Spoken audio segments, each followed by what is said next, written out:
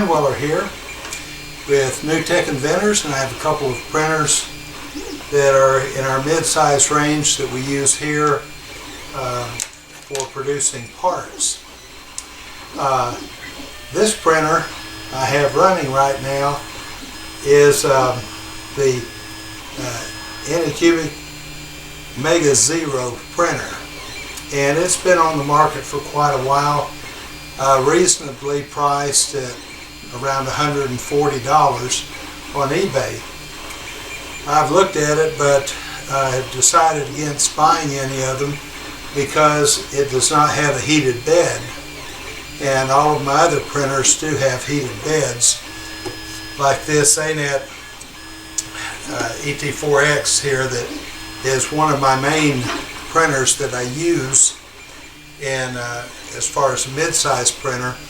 I recently posted a video showing the large format printers that I have, the 300 by 300 and 330 by 330 build plate size printers, and talked a little bit about running those for large parts versus running them for multiple small parts. But this printer does really good. I can run multiple small parts on it, and no problem.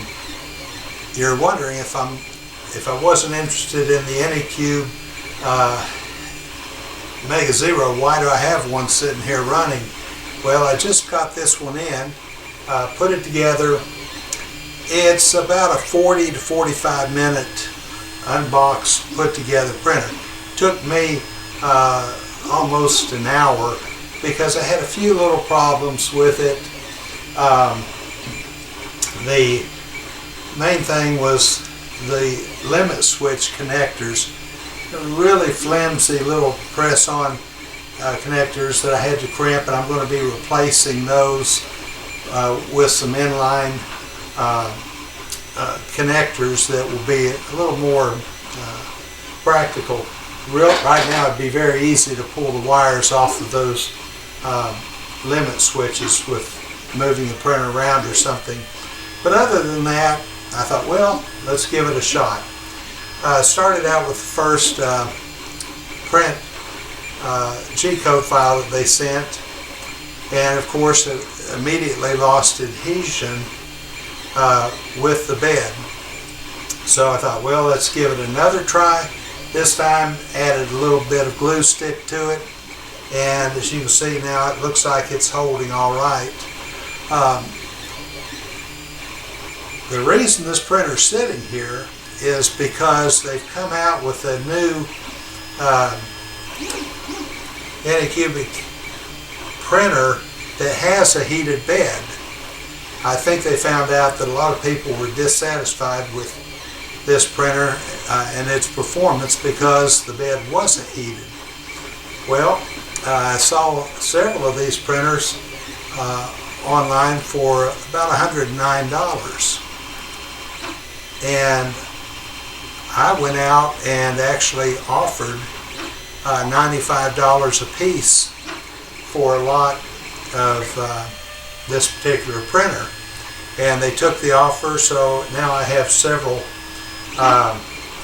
Mega Zeros that I have to put together, and the reason I went ahead and took a chance at them for $95, everything else is pretty good on it, and I can very easily modify this plate to be heated, and I already have heating elements that will adhere to the bottom of it. Of course, the power supply that comes with it is not adequate enough to handle that. Found out that right now, just with the nozzle heating element in the motor, this runs fairly hot. I feel it now, it's very warm. So I'm going to have to upgrade the power supply on it and swap that out, but also putting a heating element on there. And since the firmware and everything isn't set up for that, I'll probably have a separate control. I found out that a lot of times if you can just get that bed temperature, especially for PLA, if you can get it around 60 degrees, it's going to perform fairly well. So that'll be my objective, is to put a fixed 60 degree centigrade thermostat controlled heating element on this plate, this build plate, and either have a separate power supply for it or replace this one entirely, since it seems to get warm just with the normal running that it's doing now. So that's a little bit about this ANYCUBIC, but if anyone out there bought one of these and is dissatisfied with the performance, subscribe, and in probably about another 30 or 40 days I'll have the bugs worked out on my little modification, and I can make that available to you, so you can modify your ANYCUBIC. It'll be a very simple modification, but if it makes your investment useful, then it will be well worthwhile. So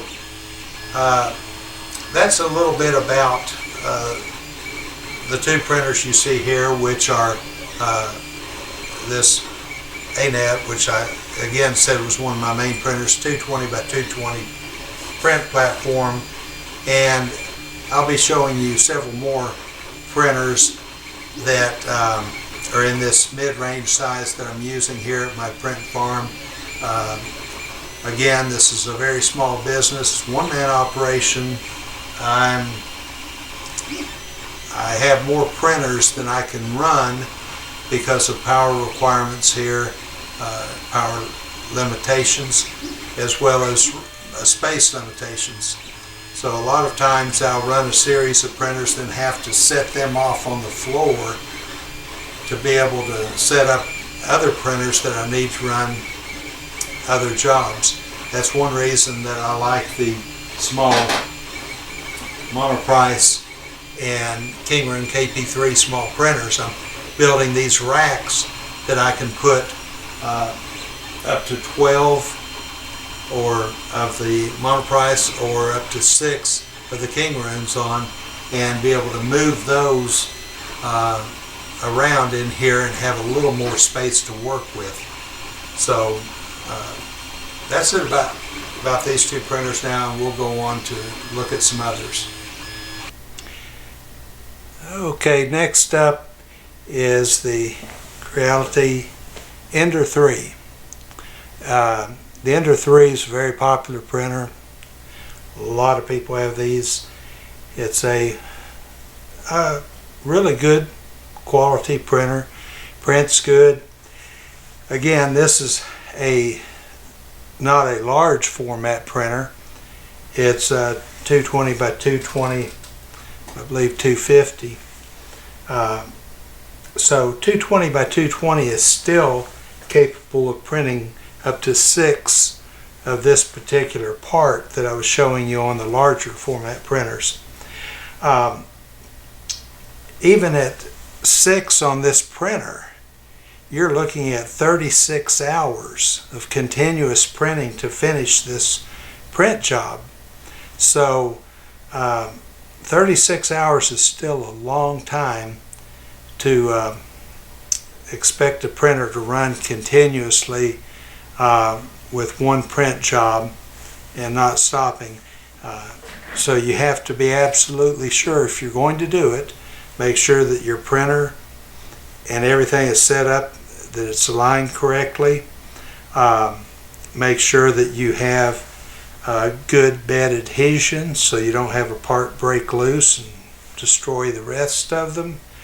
And make sure you've got your temperatures and speeds and everything where it can print. If it can print one of these parts without having any problems, there's a good chance it can print 6 of them. Then you have to look at your filament and make sure that you have enough filament on your spool and it's of the quality that you aren't going to have problems with that. Make sure that your humidity is under control. I have a dehumidifier that runs in this room, and it runs continuously and is set at 35%. So I know that my humidity in the room is going to stay below 35%, but I still have to maintain every spool of filament as soon as it comes off of a printer is sealed up with silica gel to do everything I can to keep that moisture level down.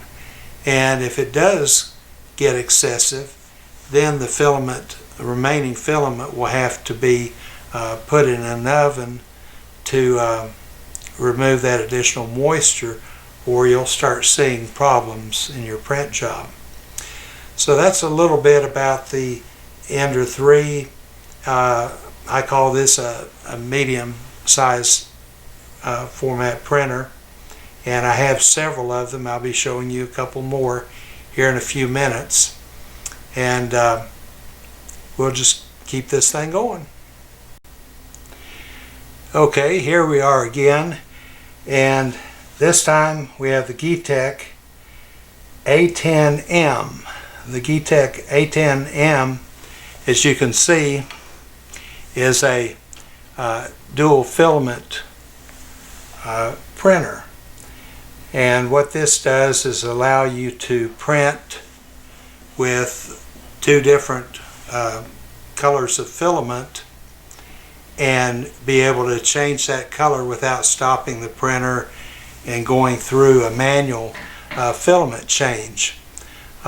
They both feed into the same extruder, and it just switches from one to the other. In other words, you have two motors here that are feeding filament, and one is feeding a black filament, and then when you want to change to white, this motor stops feeding and the white spool of filament starts feeding from the other side. So that's basically how it works. Again, it's a medium size printer. It is it can print these large print jobs, but I don't recommend it. I recommend it for larger parts primarily, and if you do print multiple large parts or something like this, it takes 36 hours. Again, make sure everything is filament and everything is good to go. So that's a little bit about it. One other thing I want to mention, I've mentioned this in some of my other videos, when you have several of these printers running, and the way I do it, I schedule it so I can start these printers at 8 o'clock in the morning, and I may not have to come back until 10 o'clock at night. And at 10 o'clock at night, change them out and do all of that, and by 11 o'clock they're all up and running again, and then I leave and go to bed and come back again the next morning at 8 o'clock. So I try to put them on schedules, print schedules that will fill those voids.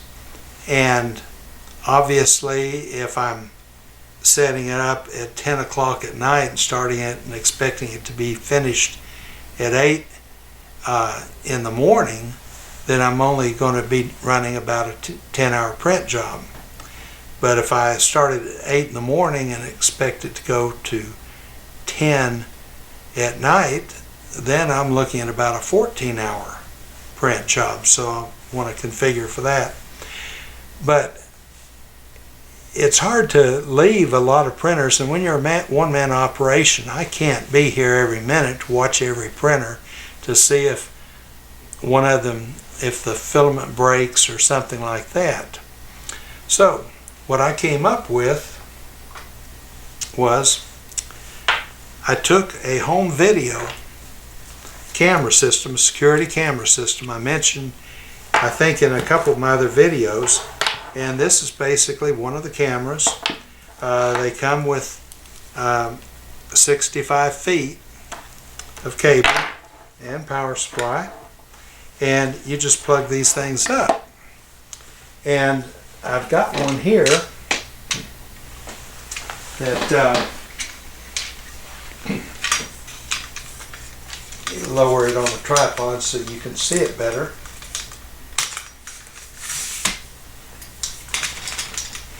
And this camera, I can set it up, and as you can see, it's portable. It's on a little inexpensive tripod, and I move it around to wherever I need it, and it can be set up to look at several printers down the line, or you can move in close so that you can look at a specific printer and watch it close, especially if it's a new print job that you haven't run before and you want to make sure that everything's running right. And then what you do, you can set up your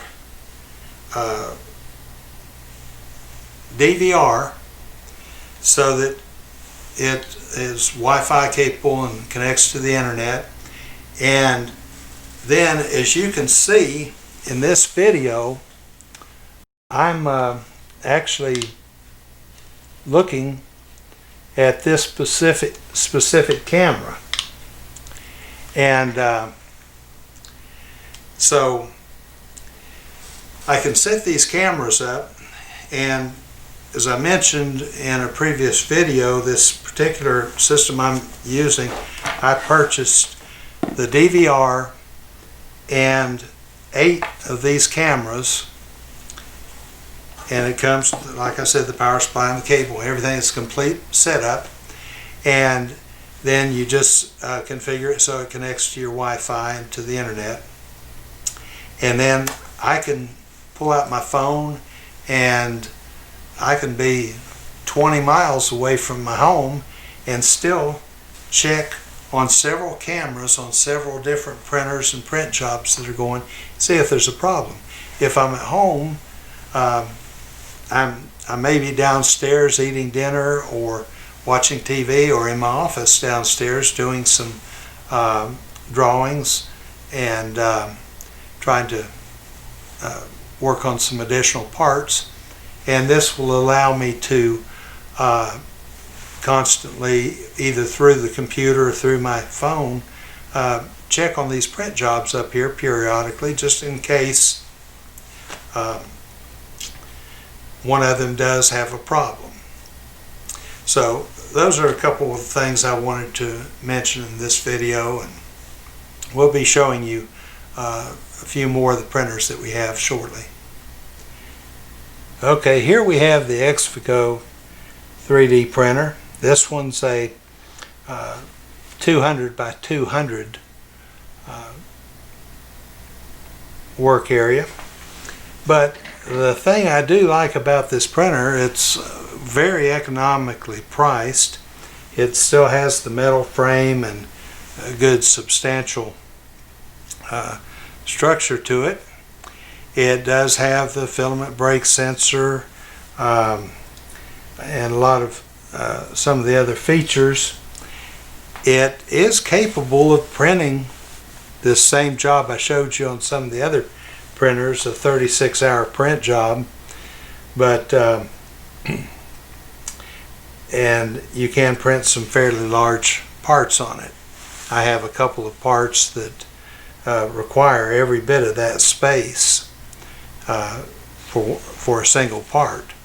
So it works good for that. And other than that, and I do like on a lot of these printers that you've seen that have the filament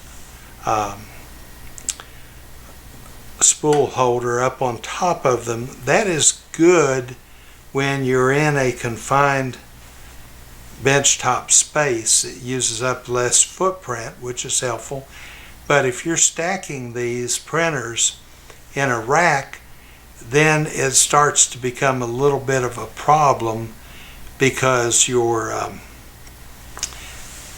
height requirement then is extended quite a bit. So sometimes you have to look at modifying how your filament is being fed to the printers if you're trying to get these in confined spaces and on racks like we're doing back here. And getting more printers and less space is basically the goal. So that's a little bit about this printer, and this is the last of the metal frame printers that I have to show you. The rest of the printers that I have, excluding the Delta printers, are acrylic frame printers, and they have pretty good frames, and I'll be showing you. I have probably 20 of the acrylic frame printers that I use, and some of them are a few different brands, but most of them are all the same printer. I think I have about 14 of them are a single printer, and they work very well too. So we'll be looking at that a little bit later.